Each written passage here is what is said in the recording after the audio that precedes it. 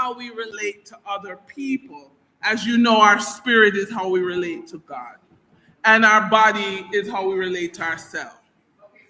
So, because our soul is where emotional debt may lay, it does manifest as financial problems in the body, but it starts in the soul. All right, next slide. So, again, every Sunday, in some shape or form, we understand that what you believe you deserve really dictates what you allow. Oh, good. Oh, yeah. Can I take this? Okay, I'm a bit closer. Yeah.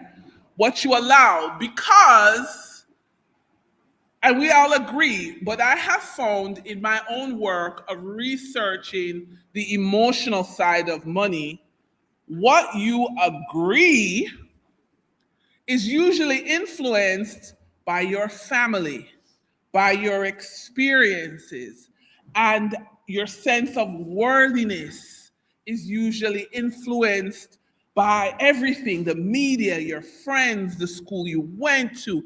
There's so many nuances of what you allow and what you agree, and changing what you allow and what you agree. That's the inner work that we practice in Science of Mind. But in my journey in Science of Mind, I feel that the concept of prosperity and abundance, there's an opportunity to go deeper than just using the word prosperity and abundance. Okay, next slide. So we're talking really about your energy, but in particular, your financial energy, how it is in your soul, how you relate to others. So mental financial energy would be, maybe you like to or you don't like to read and study and listen to financial podcasts or shows or such. Emotional is really where we are, because spiritual, we agree that God is the source. We agree that God is abundant. We agree with all of these things spiritually. But I find the emotional energy that we hold for our finances manifests, as I keep saying, in the physical. But it is an emotional story first. And that emotional story can be, something that happened to you at 2 years old, and you're still unconsciously carrying that financial energy in your heart. So again, the Science of Mind principle, what we hold in our heart becomes our experience in our lives. But again, that heart is so porous. There's so many influences that shape it. So these are my parents. And I know that a lot of what I experienced was coming from them. I mean, for those of us who follow the zodiac, my mom's a Leo and my father's a Cancer, so you can know how that went. And you laugh because if you know, you know. And so, yeah, Leos that are unevolved have a particular way, and Cancers have also a very, very self sacrificing way. And so that's an influence on me. And so when you think about your own parents, you can go back and see what they placed in your heart about money, about deservedness, about worthiness. What was placed in your heart?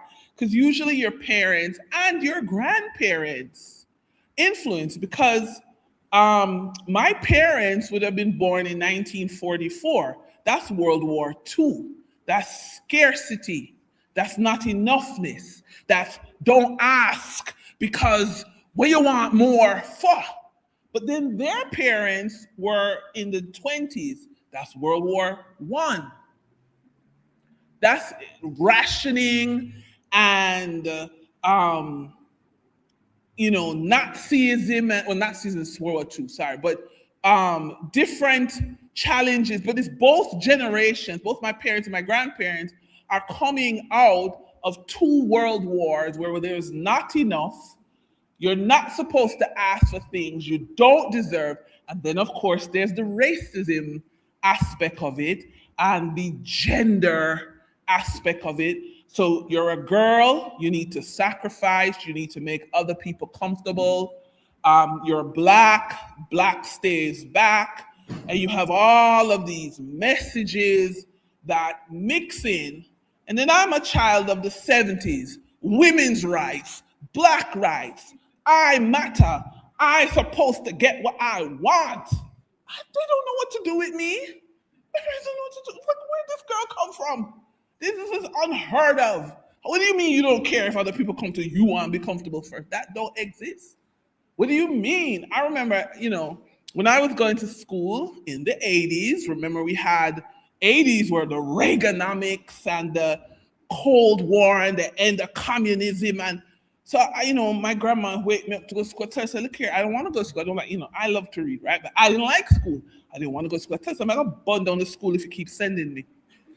And she's like, oh my God, what is this? Anyway, so I was going to school there was 9 of us.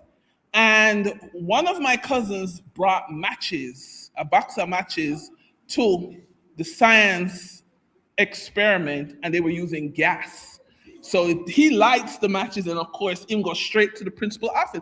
They call my grandma and say, your grandchild brought matches. She's like, Jesus Christ, whoever thinks that a girl would I really do it? She didn't even ask which grandchild. She knew it was me because I was too strong in my talking.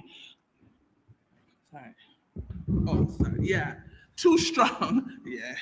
And so, where we get the idea of what we deserve, what we allow, what we put up with, the DNA comes from a family. So again, for me, I was very rebellious because I had no connection with the scarcity of World War I and World War II. I had in a space where you had women's rights, I had no connection with the sacrifice needed to make a relationship work. Of course, Reverend John, everybody knows my marriage story, but I had no connection. And so it's considered a problem. And so this impacts abundance. It impacts the outcropping of who you are, where you are. Now, this is my grandma's sister.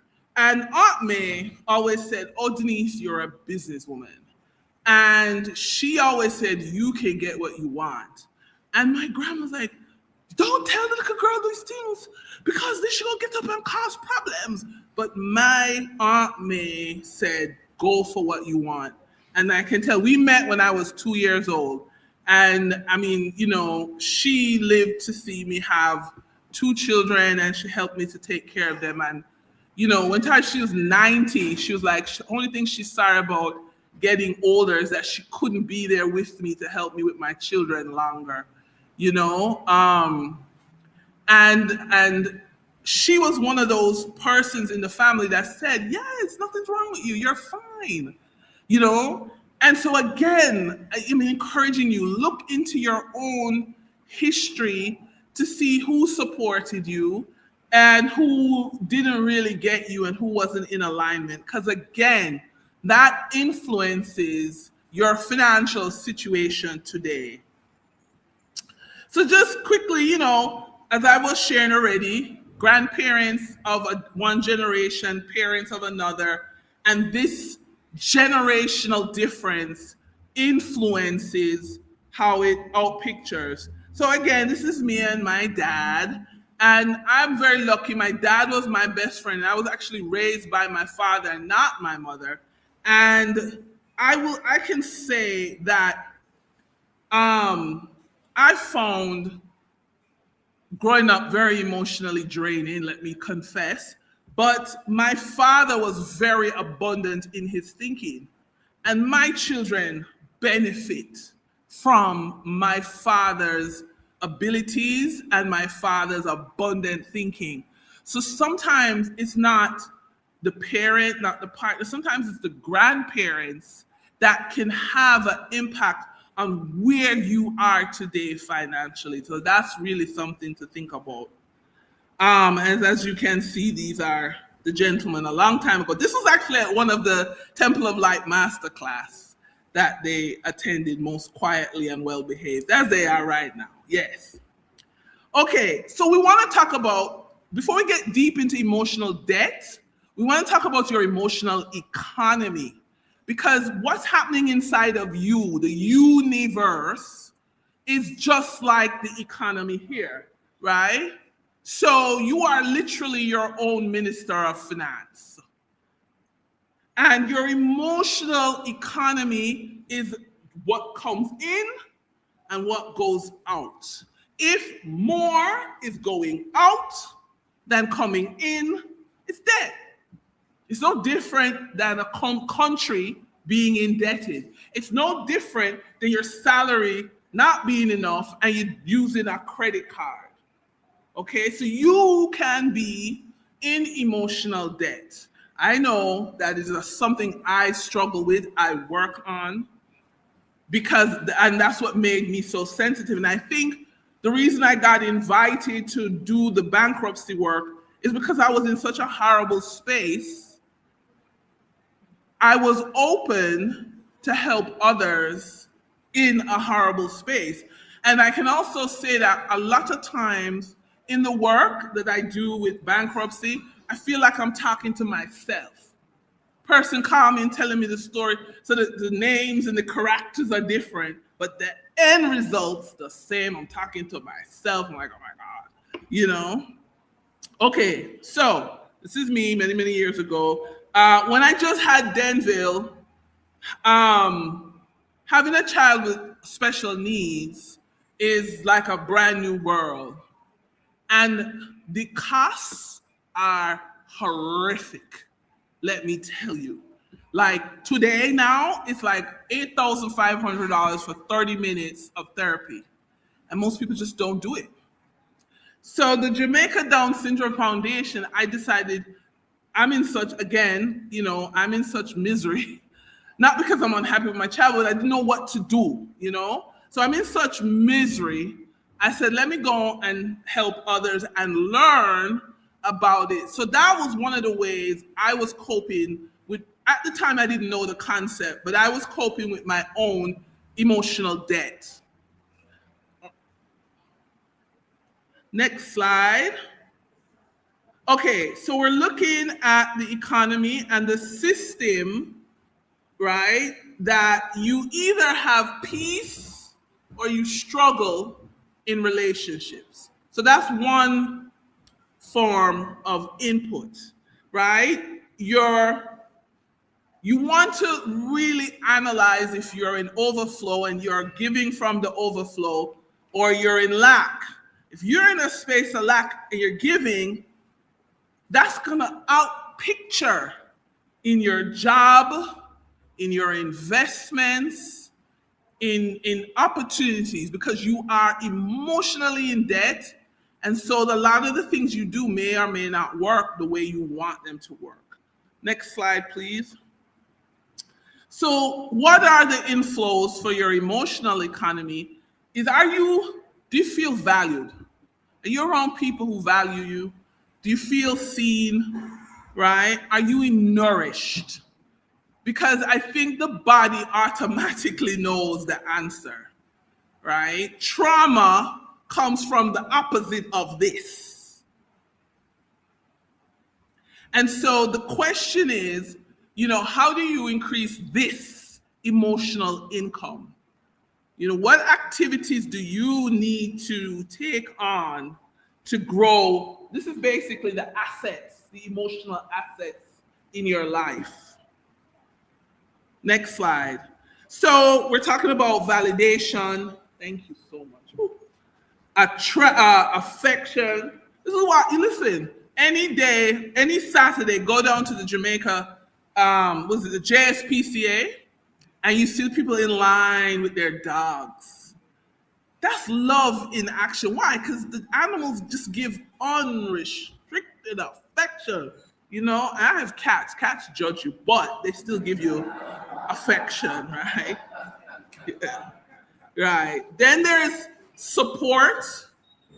Where do you go for support? You notice that churches are in the spirit, but so are the bars. Yeah. So there's a lot of spirit there. There's Ray and his nephew. So a lot of people go there for support. There may be a lot of destructive results that come from Ray and his nephew, but it's still spirit. In fact, drug addiction, alcoholic addiction, sex addiction, food addiction, a lot of these are thought that you're trying to use these things to bypass the spiritual work to get closer to God. You're trying to feel better without doing the work. So you think you're being better, but you're digging a dead hole emotionally, right? So we know joy and we know safety. So if you're somewhere that you don't feel safe, which a lot of times that's where trauma happens. So not being conscious of these assets that you need, is the income that you need to have flow in. So who pours into you? Next slide, babes. Who pours into you? Who fills your emotional bank account? I think those are my questions for 2026. I invite you to that introspection. Who pours into you? And I think that different people pour at different times in different ways and different amounts. I mean, we're sure a lot of us have heard the story of somebody being a 5-gallon bucket, somebody just being a teeny thimble, somebody in your life's the ocean, you know? So these are things I would love you to think about. Yeah, these are my guys again. Next slide. And you know, there was a short window in which they were the same height, a very short window. And then Dennis went, whoop. Right. Okay, now emotional spending. So this is what you give to other people. This is your empathy, you change this out. Yeah, your empathy, your listening, your advice, your time. Again, you can be in overdraft. Remember overdraft when we all used to write checks? You can give too much.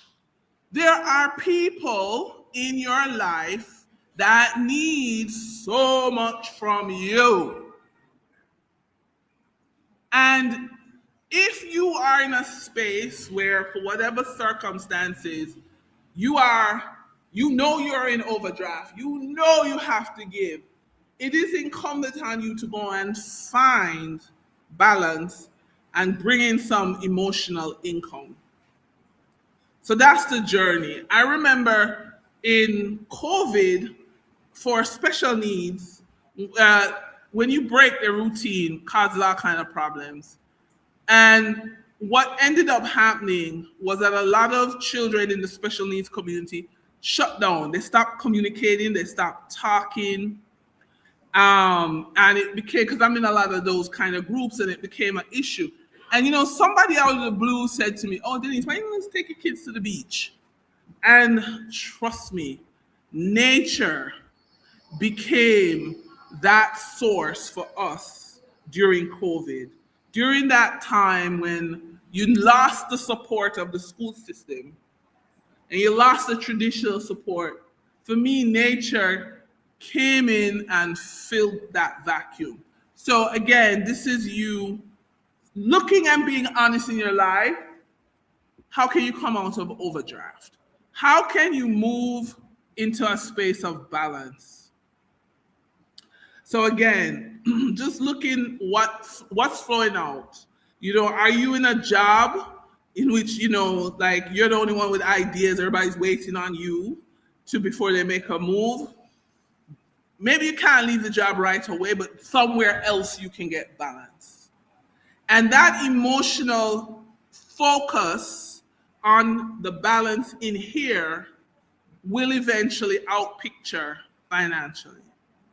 I have experienced it in terms of coming out of horrible into more steady. Again, we talked about it. Where you are not receiving. Now, we do have the principle that a lot of times where you give, you don't necessarily receive the same place. So this is not what I'm saying. I'm saying just be conscious of your emotional economy so that you don't go into emotional debt. So some more reflection. You know, where are you giving beyond your capacity? Again, in my own experience, one of the things with the special needs community is if you are at the clerical level and below, you tend to have challenges with, you know, reading comprehension and those things. And you find that a lot of the support out there needs you to follow about 14 steps. Go here, go there, fill out this form, go talk to that person, get the document stamped, go back here, join this line. You lose that community. And they will feel very marginalized. The problem is when you are helping, you have to also set boundaries with your help, because when you're dealing with people who feel marginalized, they just want to push everything on you because you know what to do. You look like you're all right. So that there you have to juggle that. You know, it's why social workers tend to have a lot of high level of burnout and things like that, because things are pushed. So again, we don't want you in overdraft because that's emotional debt. That is going to show up in your pension account. It's going to show up on your credit card statement. It's going to show up on your investment portfolio. It's going to show up across the board. It's absolutely going to show up. And one of the challenges is when you move over from the emotional side to the financial side, finance is math. Math no business with your problem. Math don't care that there's a hurricane. I went to a meeting with the Ministry of Commerce for the Small Business Association, and they're looking at 18 documents that small businesses need to fill out to get government support. And nobody's not going to do that. They're not doing that. I tell them they're not doing it. But it doesn't matter, because the mathematics people say we need data. We need data. We need to justify why you get a grant. Them no want to hear your story. Oh, windstorm blow down your car wash. So where is the document? Where is the pro forma invoice to show where you were before the hurricane, the specific damage during the hurricane, and the return on investment of, to me, the government, when I give you a grant to put you back on your foot? The hell are they calculating all of that? They're not doing it, so they don't get the money. Just don't get it. Math don't basically just story. You can go to the bank and say, oh my God, you know, I'm divorced, I have 2 kids, blah, blah. They're like, yeah, okay, so we must do it that.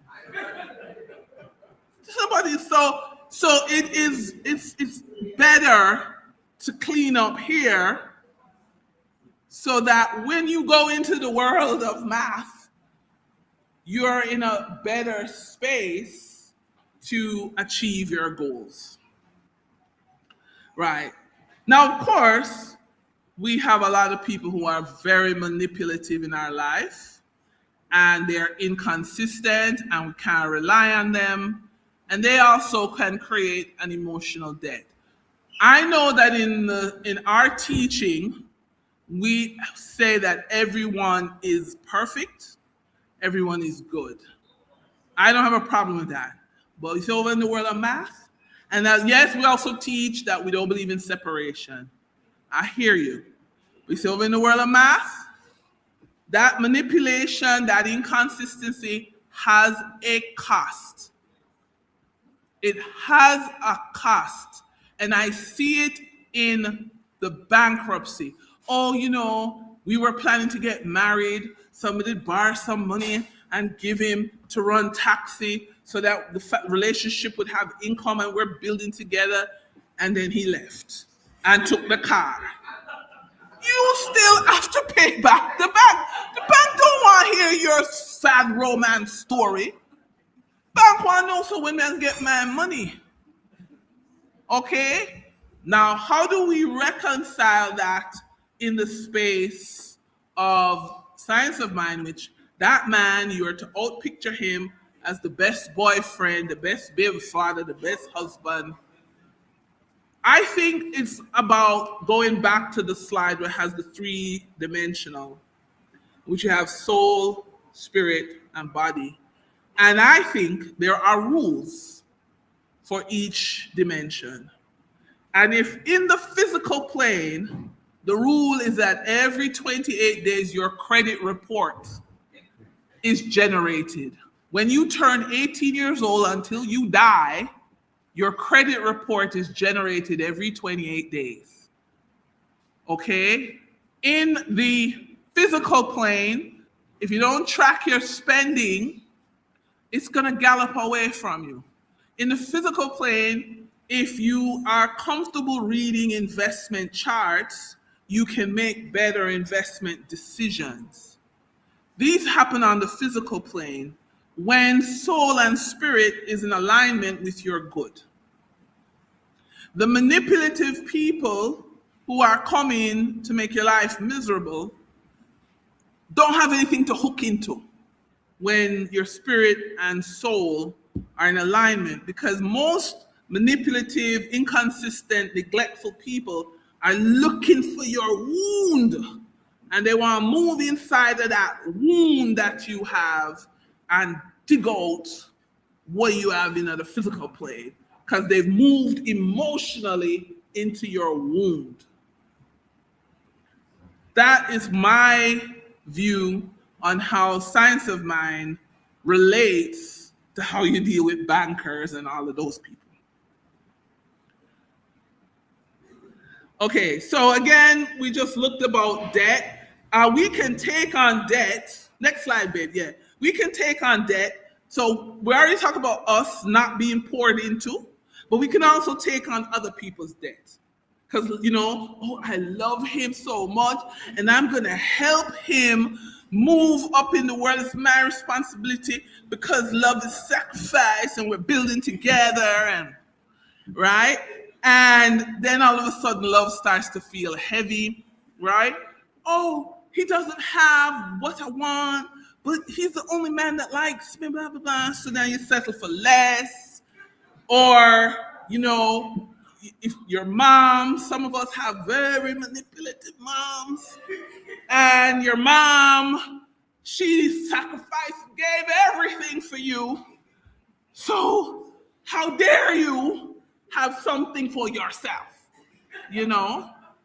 And then there's the unbalanced exchange. Unequally yoked doesn't just mean financially. You can have, I know somebody that have very wealthy husband. Her business place burned down, and he had told her to get insurance. She didn't. He didn't help her build her back. He said she have to live with the lesson. Right? Unbalanced exchange. So what we're talking about is emotional debt blocks abundance. So as you would see from this presentation, it's quite a bit of work for you to do. And I think, again, what I love about this teaching is that we're always unfolding. It's like we're an onion, and you peel off this layer and you discover something else. You peel off this layer, you discover something. It's this ongoing journey of coming closer and closer to your best self. So I know I have a lot of work to do. I don't have this, thank God, I don't have the same work to do that when I first came to Temple. But but there's still work because there's still challenges and there's still issues. You can tell where your emotional debt is based on your retirement or pension account. You can really tell. It tends to be revealing. Your credit score is also very revealing. And if you've never looked at your credit report and you don't know how to read it, please sign up. The links have been sent in the email. We will go through how to read it. But it is very, very revealing, because what people don't know, for a lot of the credit reports, it tells you how many times you've been married, how many times you move. It has a lot of personal information that you may have not even remembered or not bothered with. Your retirement and pension portfolio also speaks generally to two kinds of mindset, which is people pleasing and victim. So if you have been, my children need to go to the best school, so I'm going to give everything. And then the children who go to the best school, and then you're a certain age and they don't remember you. Sorry. You know how I think about my kids, right? But, or the other thing is your investment account. Jamaicans have trillions in savings, and the banks love it because inflation erodes your savings. But the banks use the cash to give loans, and the loans are at really nice interest rates for the banks. You don't benefit from that. So they love the fear and the victimization that nobody call me, nobody tell me. They love it. They profit from it, So your credit report, your bank statement, if you have more, and this is the world of Denise. If you have more savings and you have investment, I would look at you as somebody that feels very victimized by the world, and you need to protect yourself by having more savings than investment.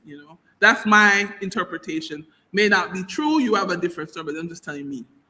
And so I said, credit report, your pension statement, your investment statement, using loans. There's an idea that, we all grew up on the fairy tale, Prince Charming come and save the day, he's this wonderful man. Well, there's an idea in the financial community that credit cards have replaced the man. And so your credit card is Prince Charming. Oh, I don't have the cash, but charge it, And the money will come from somewhere, And so the credit card becomes Prince Charming. So these statements are really the outpicturing of where you are emotionally. Next one. So this should be pretty obvious, but emotional debt, when it grows, you don't look at your statements. You don't look at the credit card statement. You don't look at your pension statement. You don't bother get your free credit report. You don't business because it's too much, because you're already hurting emotionally. You're already more than likely you're carrying too much of other people's problems too. So you're not just carrying your own, right? So we're bag ladies and bag gentlemen because we're carrying people's baggage. And so when your emotional debt grows, so the people I see in the bankruptcy regime, the stories are horrific. And the gap, the Hurricane Melissa has brought the gap in that if you're a business owner in Jamaica's bankruptcy regime, what happens is for business owners, the trustee in bankruptcy sells your assets, takes 60% as their fee for the work, and negotiates your debt on the 40% that's left behind. If you are a small business and you don't have no assets, trustee don't look for you. But you're also still a business owner, so you don't get the protection that individuals get. And so you're in limbo. So now we have a lot of people in limbo because they have no assets, and the hurricane blew away their livelihood. So that gap has come up because of Melissa. So it was always there, but you just didn't have a lot of people needing the bankruptcy protection before the hurricane. So what happens when emotional debt grows is that you don't focus on the physical plane, and you tend to be very exposed if something happens. Oh, the other thing I added was insurance. A lot of people don't like insurance. The cost of insurance is too much. I don't sell insurance, but I'm just telling you, a lot of people don't like it until. So a lot of persons will say, oh, I never bothered with critical illness, for example. But then they reach a certain age and there's no money to pay a nurse. And they expect somebody from their family to pay for the nurse to take care of them. When for small amount of money, you could have just bought critical illness and have that coverage and be good, you know? So a lot of times the emotions, you heard your parents say they don't believe in insurance. The insurance people them a scam. The insurance people them a thief. Then don't pay out the policy and blah, blah, blah. So you don't bother, but then you're not protected. You have nothing when you go into the hospital. You hope that somebody will help. So we're back to Prince Charming. So we talked about, you know, when the emotional debt grows, you shrink your dreams. A lot of people move from dreams to delusion, you know. You want safety, but you don't understand that in financially, safety has a price, and that's called inflation. You think that struggle is okay. You're hustling, you're struggling, you know, and you think that's okay. Ease and grace are just words. It's not your lived experience. So you come to, say, Science of Mind, or you go to a traditional church and you're praying for grace, but you're not living in grace. You also get crumbs. You know, like every job, I can tell you what happened to me. Like every job you apply for, the salary is lower. And you're like, what the hell is this? You know, every single job, the salary just goes down, but the work responsibility go up, but the salary's like, what's wrong with you? You know, but again, you're in deep emotional debt. And, you know, the truth is we're animals, so we pick up that vibration. So employers know say you desperate, you know, so them give you a job that's an insult. You know, and eventually you really don't believe you deserve more. You just, prosperity and abundance, they're just words, and you repeat them because everybody's doing it around you, but you don't really believe it. You don't, because you don't have no evidence to prove it, right? And that's what happens when emotional debt just grows and grows and is unchecked. So we want to talk about releasing the debt, and in our teaching, we believe in affirmations. We believe in a forgiveness. You know, I like to look at forgiveness as releasing the person into the general population. When you walk down the street, even if somebody bad drive you, you don't carry that for years. The person bad drive you and you move on, right? Unless you're my sister and you have a cutlass on your car. But generally speaking, you don't carry the bad drive. We do not carry the taxi man them home with us in our heart, cause them do this. You just look up as a taxi man, move on, right? So for me, I look at forgiveness as putting the person back into the general population, can't bother with them, move on, yeah? So, and we're back to talking about financially, it would be like going to the bank and closing an account. Or let's say you had a joint account with somebody that you're not really into anymore. You can pull out all the money and let the account stay there with zero until it becomes a dormant account. I look at forgiveness like that.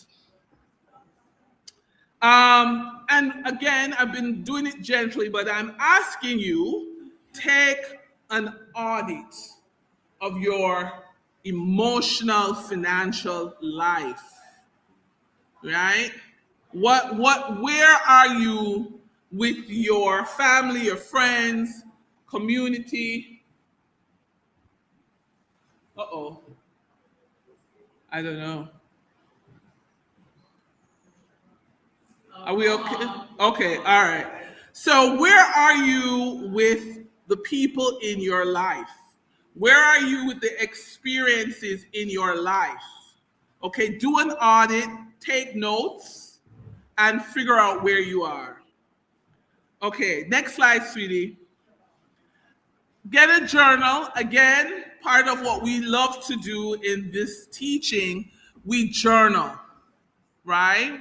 So journal the positive. So we do keep gratitude journals, but I'm asking you to be more specific, right? Because I can be grateful for the flowers. That's wonderful. Keep that journal.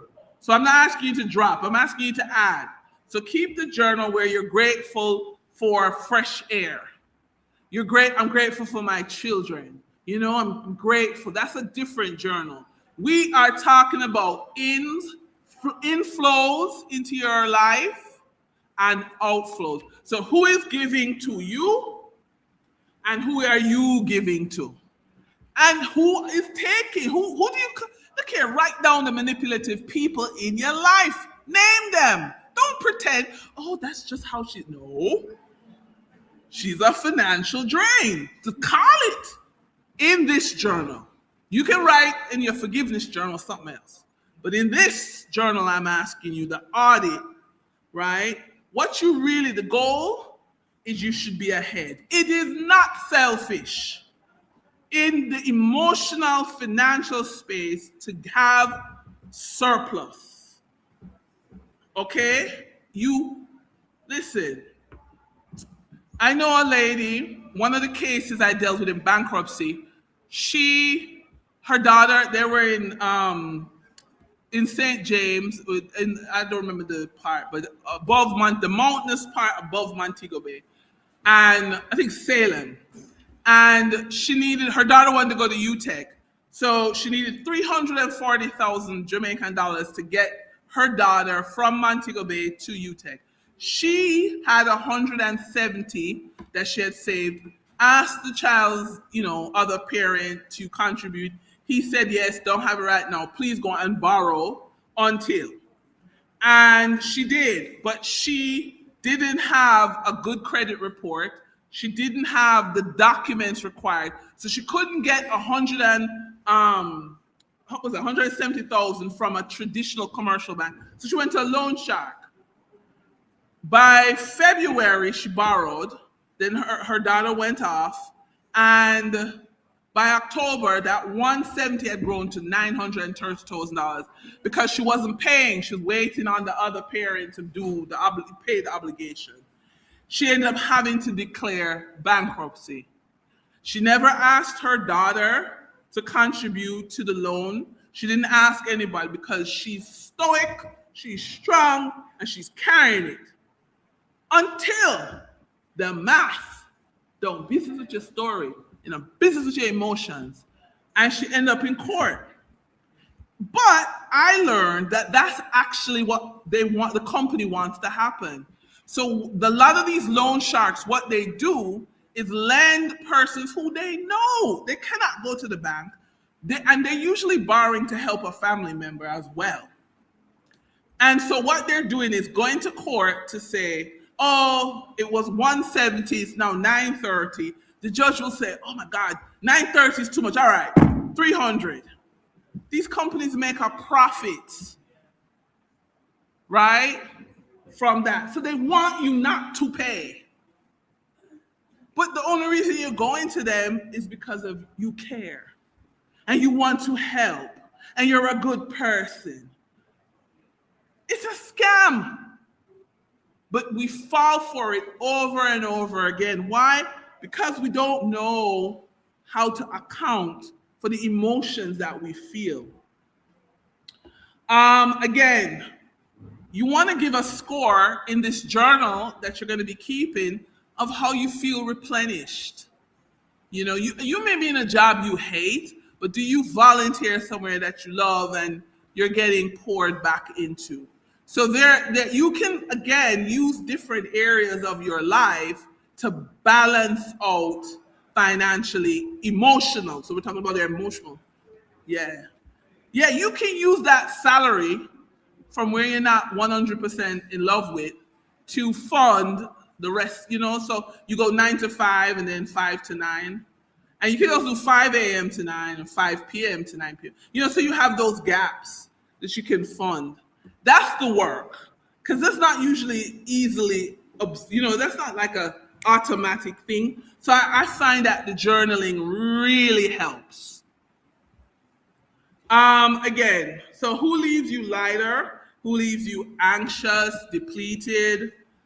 Where does love grow? If you just love your dog and you don't like nobody else around you, just say it. Put it in the journal, because it happens, Where does love cost too much? Woo-hoo-hoo. This is called divorce. And what are you still paying for from the past? Are you paying for one of your parents' sacrifice? And you need to pay for that?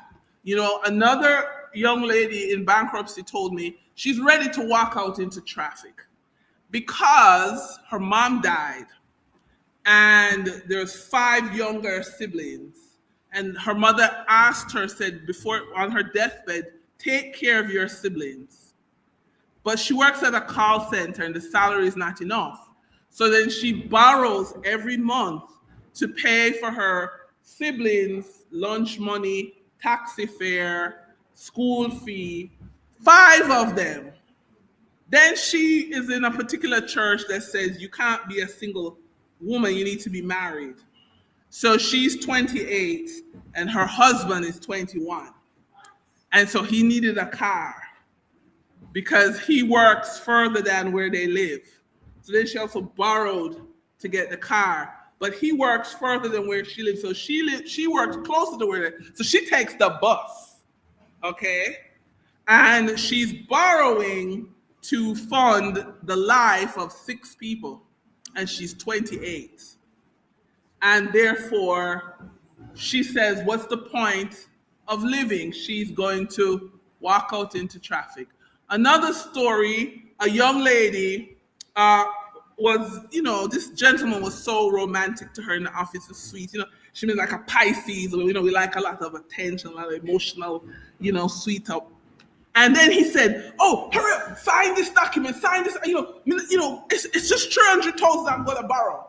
And, of course, like a good Pisces, she's just lit up and, oh my God, let me just sign because he's so cute. And the next day he went to Canada. And it wasn't 300,000, it was 1.4 million. And she kept getting summons from the court. But she said she didn't borrow anything, so what she ever court for? Dash them into the garbage. Have nothing to do with the summons. Judge cast summons, she didn't borrow the money. Anyway, in the midst of all of this, that went on for about 2 years. Somebody sent her a Facebook link, and he was in England at a Manchester United football match, and the post read, "Living my best life." I laugh, but it's actually a sad story. So eventually, the bailiff came to her office, and she was arrested, carried in front because the court will put up with the foolishness for a time and then clap down. And so she was arrested, carried to the court, and the judge declared her bankrupt. And they had garnished her wages. And just, and she's like, I will never date again. I will never buy a house. I will never do anything because I'm ruined. So clearly her emotional story, she's not, I will recover. It's, I'm done. And if you think it's all man and woman arguments, not. So one of my first cases, the executive director of the OSI, Office of the Supervisor Results, would call me. She said, Dave, you're not gonna believe this one. A lady in her 68 had taken a loan and had her daughter as the guarantor. She got her pension, right? So she's 68, retired from that. But she was angry at the amount of the pension. She's like, I've been working almost 50 years and it's only $4 million me have to show for it. In one 4-hour session, she went from, where Maxi department store is in Half a Tree? And where Courts is, so the distance between Maxi department store and Courts, she spent $4 million in 4 hours. And the last thing the bank statement showed was that she bought 3 meal deal at KFC. That's all that was left out of the 4 million. 3 meal deal. The problem is in Jamaica, you do get one relief from your debt in your lifetime. But if you get cash, you have to declare it. She never declared the cash. And so NCB reported the money because she was just swiping the debit card so fast and furious in 4 hours.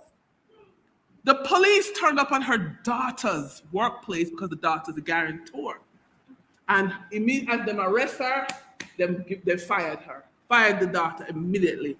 Then went and found the mother and arrested the mother. 2 of them went in front of the judge at the Half-a-Tree lockup, and the 2 of them got 6 months in jail for fraud. Okay? I see it every day. So emotional debt and blocks your abundance in the most epic ways. And you think because, okay, you're not going to be arrested and you're not going to this and that, but it's very small. It can be small and insidious in your own life. So again, I'm encouraging you to keep that journal. You want to build reserves. So with any debt, how you pay off your debt is improving your savings. Now, again, when I said savings more than investing, remember that you're not to have the debt. You want to get rid of it. So you're not going to hoard the cash and not clear off your debt. So in the same way with your emotions, where can you build savings? I keep coming back to your pets, but some people may use travel. Some people may, use other things. Of course, Temple of Light could be your place of reserve. Yes, can't leave out the sponsor of this talk. You need to know where to go to replenish yourself. You need to know where to go to feel better. So a lot of us are using medication, so you're taking all kind of antidepressant and whatever. It works, but it's not the same as having that safe space. It may be a therapist. It may be a counselor, somewhere that you can build your reserve. And we want to also reinvest. Investing is not just the stock market or real estate or whatever. Creative expression, healthy relationships, crazy people. Rest. For a lot of us, rest is a problem. Staying in your bed equal worthlessness. So you don't rest, and you're overextended, and you're tired, you're emotionally tired. Because if you rest, then everything will fall apart because you're the only person that God put on this earth to do the thing, right? I struggle with that.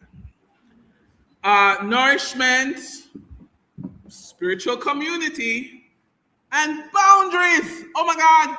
I love it. You're dating and you hear, oh, you need to be flexible. Back off my boundaries, go, There goes another one, right? So you really want to have the abundance interest in your life. And we're back to the last slide.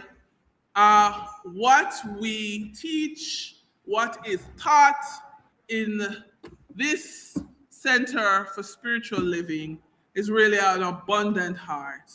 But I really wanted to go granular and align the emotions of prosperity and abundance with how it outpictures in the real world. And so I hope that you found this presentation useful. And thank you. Thank you. I'm done.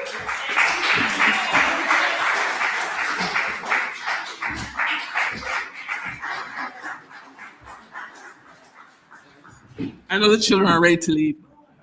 But if you have any questions, yes. Oh, yeah, let me put that on my back. I've been looking at my kids. You see that emotional hook?